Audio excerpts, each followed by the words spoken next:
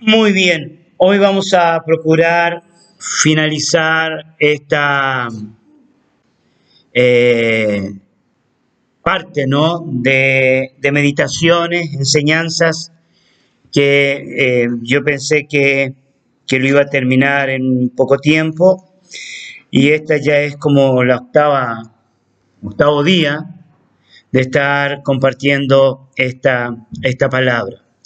Quiero comenzar con una pregunta que yo le hice ayer a Ricardo Rodríguez. Ricardo está enseñando en el curso de profecía bíblica y está haciendo, pero muy, muy bueno. O sea, del solo hecho de tenerlo con nosotros, un hombre con experiencia, con años, una persona que ama a Dios, ¿no? Y tiene esa gracia del Señor.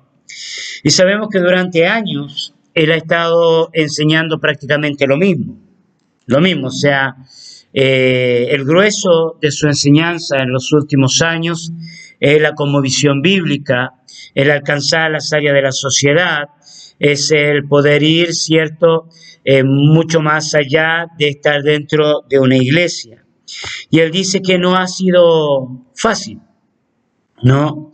Dice que ha sido complicado en algunos momentos, ha sido difícil para él. Entonces yo le pregunté a él cuál era realmente la parte más difícil, o sea, qué podía aprender. Y él no me dijo nada negativo, lo que él me dijo, que sí, él lleva 30 años desde que él comenzó como a transmitir esta idea, ¿no? Y dice que al principio no lo agarraba nadie, no lo invitaban absolutamente a ninguna parte, pero dice que los últimos 10 años hubo como un despertar, ¿no? Un mover, sobre todo en el área de la política, pero él dice, la política no lo es todo. La idea son todas las áreas de la sociedad. Y dice que en los últimos 4 años la iglesia del Señor está como más despierta en esta área. Pero todavía queda mucho, mucho más por hacer. Pero ¿qué fue yo que aprendí de la respuesta de él? Yo aprendí que en 30 años él ha estado transmitiendo el mismo mensaje. En 30 años ha estado insistiendo, ¿no? Bueno, y ahora, ¿cierto? La televisión se abrió, las universidades, los países, porque él viaja bastante, está en facultades, dando charlas y todo eso, ¿no? Incluso ha tenido programas de televisión. Pero ¿cuál fue la lección grande que yo aprendí?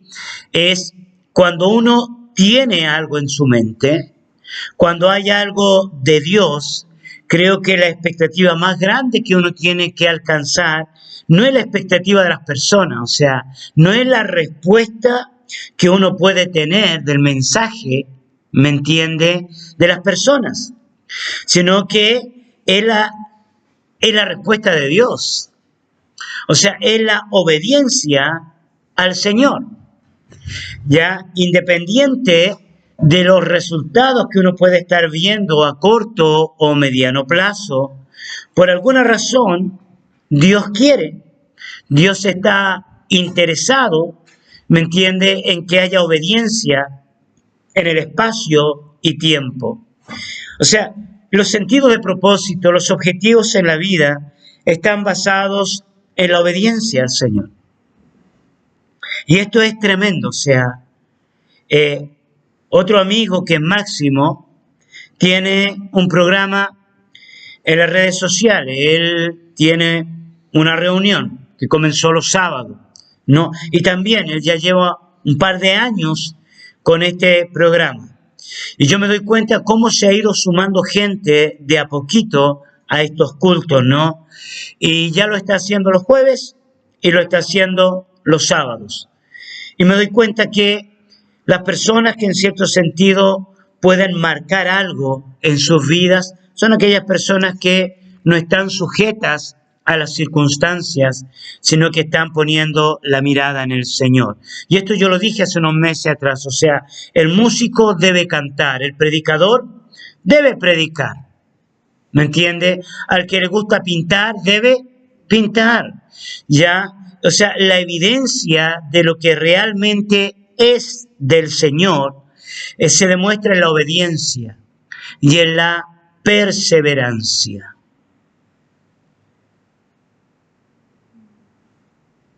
Esto no solo está determinado por el cristiano que le obedece a Dios, sino que también está determinado por cualquier persona que cree en algo y va adelante.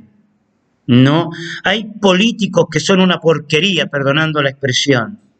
Hay políticos que son una basura, pero terminan tanto dando discurso, terminan tanto involucrando al sistema en lo que ellos creen, que terminan siendo presidente de la República. Terminan siendo gobernadores, ¿me entiende? Y terminan, cierto, captando la atención de muchas personas. ¿Tá? Entonces, creo que el sentido de propósito tiene mucho que ver con esto, con la obediencia al Señor, con lo que Dios ha determinado que nosotros hagamos, a corto y a largo plazo.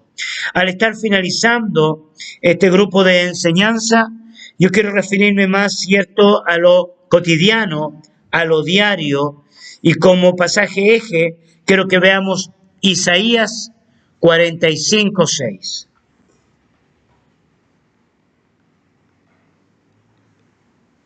Isaías, capítulo 45, versículo 6.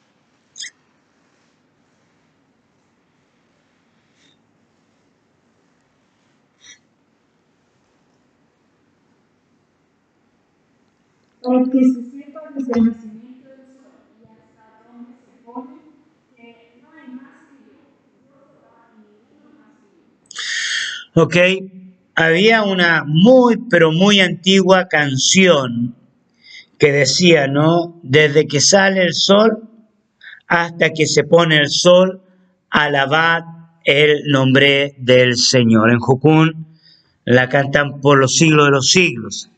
Y la verdad, esto nos da, cierto, la percepción del tiempo. Ya, cierto, el movimiento del sol y el movimiento de la luna ha determinado el tiempo en varias culturas. Ellos han creado sus calendarios en base al movimiento solar y en base al movimiento lunar.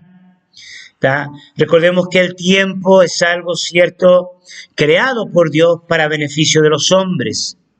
Entonces nosotros vemos también que el movimiento, cierto, del eje de la Tierra, cierto, va determinando también el tiempo, pero nosotros, humanamente hablando, mirando el sol, desde que sale hasta que se esconde, determina nuestros días.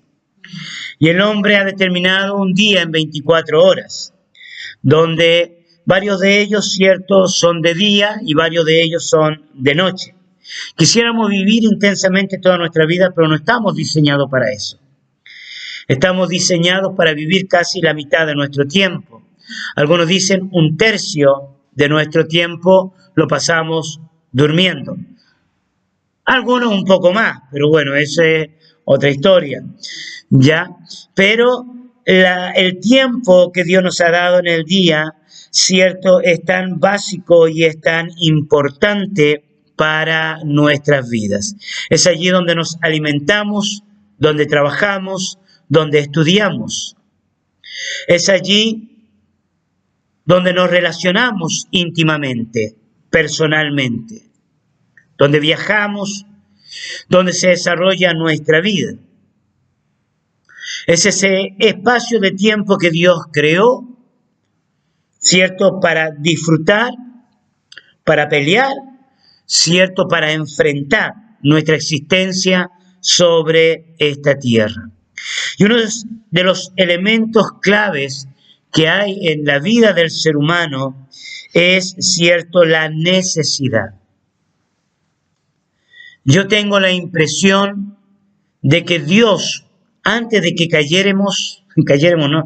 Que cayéramos, ya, antes que cayéramos, ya Dios nos había creado, cierto, creo que con esta capacidad física de desarrollo, o sea, ya antes de la caída, Dios le había dicho, ahí están las plantas del campo, allí está la semilla para alimentarse, o sea, nutrientes, ya, y cosas por el estilo. Tengo esa impresión. No sé si el desarrollo corporal y físico estaba limitado por el tiempo antes de la caída, no lo sabemos, es un misterio, porque yo personalmente creo que fuimos creados para la eternidad. Ya, pero sí hay un desarrollo, sí, ya cuando Dios le dice tengan hijos y multiplíquense, ya está habiendo un desarrollo. ¿Ya? Un desarrollo biológico, o sea, desde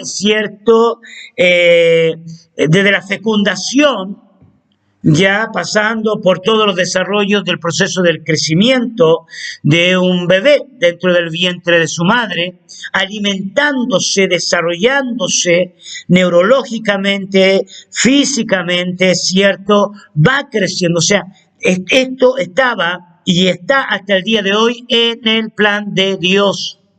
Ahora, ¿por qué nuestro día fue afectado? ¿Por qué nuestro tiempo sobre esta tierra diaria fue afectado? Quiero que volvamos a leer allí en Deuteronomio capítulo 8, versículo 3. Deuteronomio capítulo 8, versículo 3.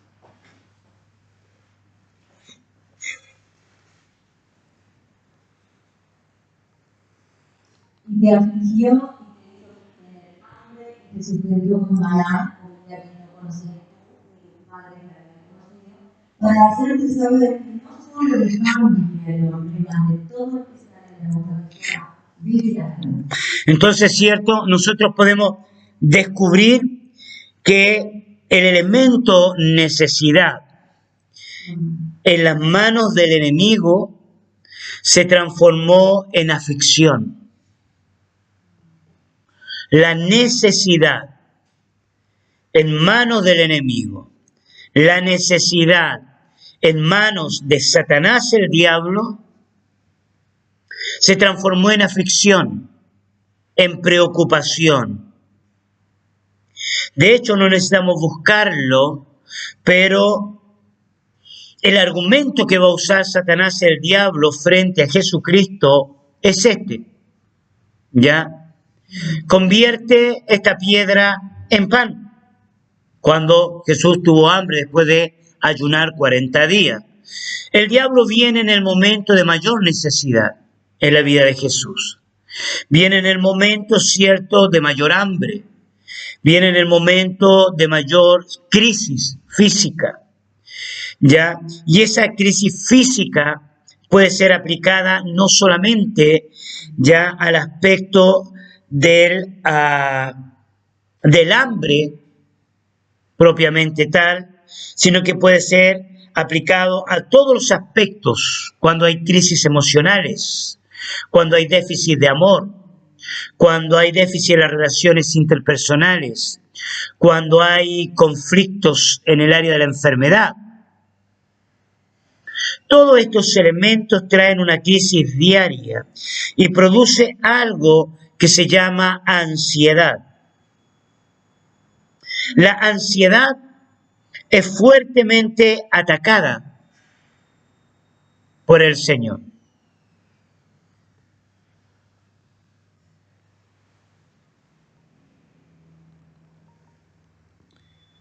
Veamos Mateo capítulo 6, versículo 25.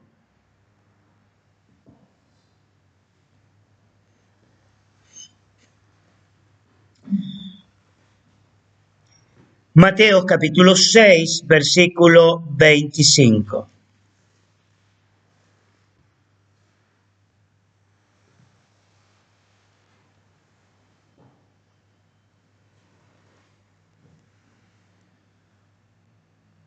Por tanto os digo, no os afanéis por vuestra vida, que habéis de comer o que habéis de beber, ni por vuestro cuerpo, que habéis de vestir. ¿No es la vida más que el alimento y el cuerpo más que el vestido? Ok, aquí hay una crisis o una confrontación que produce una guerra racional. Una guerra que nadie quiere enfrentar y que nadie quiere creer. ¿Dónde se produce la guerra en el campo de la razón? La guerra se produce precisamente en ¿qué es más importante? ¿La vida o el alimento. La lógica humana nos hace pensar, si yo no me alimento, no tengo vida. No, pero Jesucristo cambia el papel. Y Jesucristo dice, el alimento jamás debe ser más importante que la vida. ¿Qué es más importante, la vida o una relación amorosa? ¿La vida o mi esposa? ¿Qué es más importante? ¿Qué es más importante, la vida o mi sexualidad? ¿Qué es más importante? ¿Me explico? Entonces, esta crisis nos lleva a una aplicación equivocada diaria de la vida. Desde que nos levantamos hasta que nos acostamos, ¿ya? Nos cuesta a veces producir porque somos confrontados, ¿me entiende?, con esta mentira del diablo que produce ansiedad, que produce afán, que produce miedos, que produce temor. Una discusión con mi esposa me puede llevar a procurar el bienestar con mi esposa, ¿ya? Y a no procurar mi bienestar con Dios. Eso entorpece mi obediencia a Dios por miedo, inseguridad, miedo a la pérdida, temor. ¿Me explico? Entonces, en ese campo, cierto, nosotros escondemos los dones. Nosotros escondemos los dones, por ejemplo, cuando no nos levantamos a la hora que tenemos que levantarnos. Escondemos los dones cuando no los usamos ya en el presente. Escondemos los dones cuando planificamos nuestro futuro y nunca llega.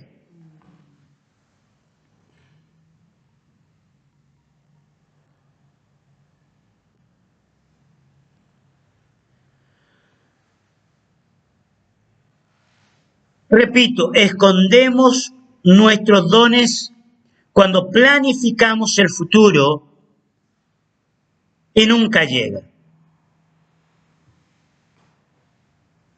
Entonces, cierto, la falta de producción puede ser el resultado de una vida de fantasía.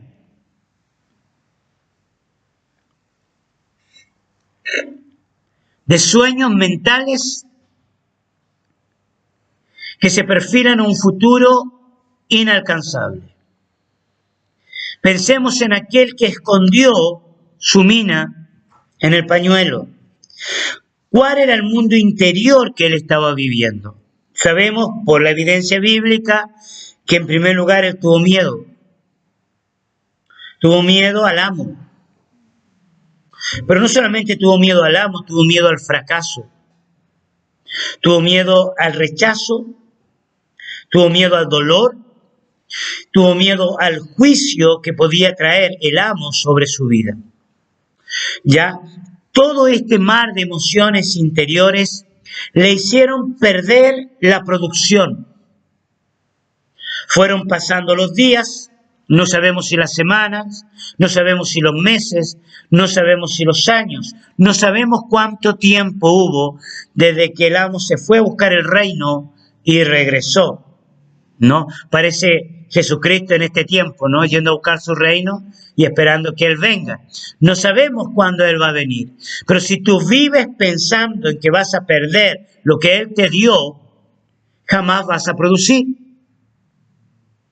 Y esto es diario, ¿ya? Diario, o sea, si yo no me planifico hoy mi día, yo pierdo la producción. Esto lo sabe el mecánico, lo sabe, cierto, el agricultor, lo sabe el maestro, en cualquier área de la sociedad, ya sabe perfectamente que si yo quiero correr una carrera de 10 kilómetros y yo no practico hoy, mañana no voy a estar capacitado. Punto. Esa es la ley de la vida.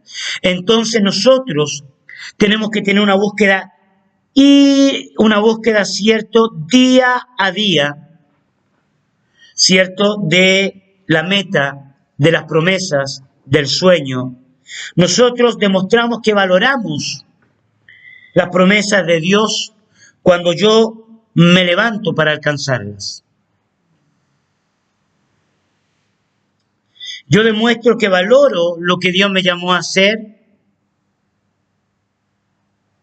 cuando dejo la ansiedad a un lado,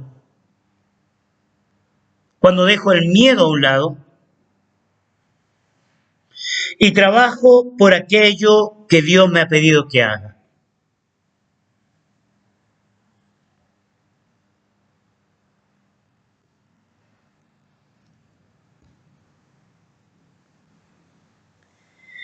Efesios capítulo 6, versículo 18.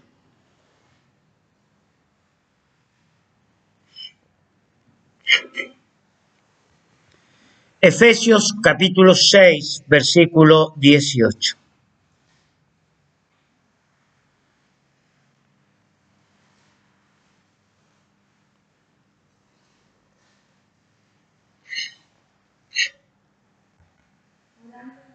Con todo y súplica en el Espíritu, y velando en ello con toda perseverancia y súplica en el todos los santos. ¿Ok? Hay 2 o 3 elementos allí que son claves. Lo primero es todo tiempo. ¿Qué quiere decir todo tiempo? Es todo tiempo. La rutina se rompe cuando lo que hacemos siempre tiene un verdadero sentido de propósito. Repito, la rutina deja de ser rutina cuando lo que repito a diario tiene un verdadero sentido de propósito. Mi adoración, mi oración, mi búsqueda no es una sugerencia, no es un mandamiento. Perdón, ya no es una sugerencia, ¿me entiende? Es un mandamiento. Y como mandamiento requiere obediencia. Cantar todos los días no es rutina. Leer la Biblia todos los días no es rutina. Predicar la palabra todos los días no es rutina. Orar todos los días no es rutina. El apóstol Pablo está consciente y lo incluye en la lista de la armadura del Señor. Es la conclusión, es la parte final de todo lo que es la armadura de Dios en el campo de la guerra espiritual. Si para ti se transformó en rutina, es porque ya perdió el valor. Si cantar se transforma en rutina, es porque no tiene valor. ¿Me explico? O sea, perdió el valor, te cansa. Y un pastor un predicador, dijo un día, si el ministerio se transformó en una carga para ti, tienes que dejarlo. Porque jamás Dios te va a dar algo que sea una carga. Déjalo, o sea, no lo hagas. ¿Ya? Entonces, para ir finalizando, Dios nos dio la vida, Dios nos dio el tiempo, Dios nos dio dones, Dios nos dio talentos, Dios nos dio recursos para aprovecharlos, para ser de bendición, para darle significado a la vida. Segunda de Timoteo, capítulo 2, versículo 6, y con esto termino.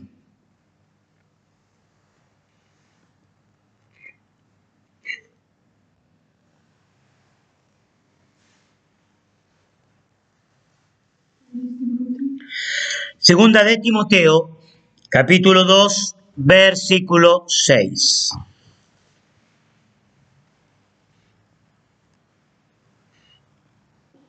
El labrador, para participar de los frutos, debe trabajar primero.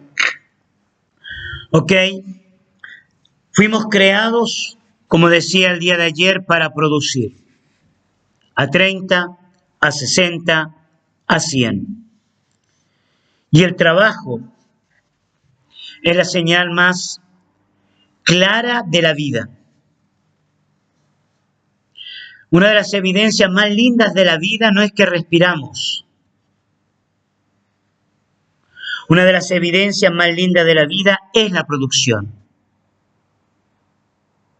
Es el legado, es la herencia. Es como cuando yo saco una canción que no se acaba. Es como cuando, cierto, yo multiplico lo que tenía. Cuando avanzo unos metros más en mi carrera. Es la parte más bonita.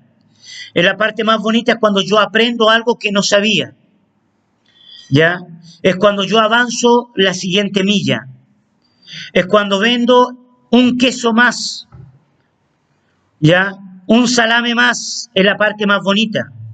La parte más bonita es cuando hay uno más alcanzado para Cristo o repartiste una comida más. Esa es la parte más bonita. Cuando tú pierdes el enfoque de eso, la vida no tiene sentido.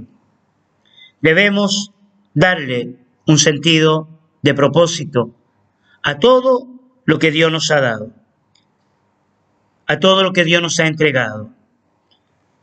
Todos recibimos lo mismo. Una mina. Todos recibimos de parte del Señor. No hay nadie en este mundo que pueda decir que no haya recibido absolutamente nada. Paramos por aquí. Cierra tus ojos y reflexiona en esto. Deja que el Espíritu Santo te recuerde las cosas que te ha dado, los sueños que tienes, lo que te gustaría alcanzar. Solo tú le puedes dar valor a la meditación. Solo tú le puedes dar valor al ministerio que Dios te ha dado. Solo tú le puedes dar valor a las gracias que el Señor ha puesto en tu vida. Nadie lo va a hacer por ti. Tu llamado es proporcionar al valor que tú le das. Todos somos llamados. Absolutamente todos. Señor, queremos agradecerte por tu fidelidad. Agradecerte, Señor, por la vida, por estas 24 horas, Señor, por estos 365 días, por los años que tú nos das. Enséñanos a contar nuestros días, de tal manera que traigamos sabiduría al corazón de ellos. Señor, llénanos de tu espíritu, enciende el fuego, la pasión de vivir, la pasión de creer, la pasión de movernos en ti. Señor, gracias, porque tú estás con nosotros. Te adoramos. Y si tú estás con nosotros, Señor, la vida es apasionante. Te amamos en el nombre de Jesús. Amén y amén.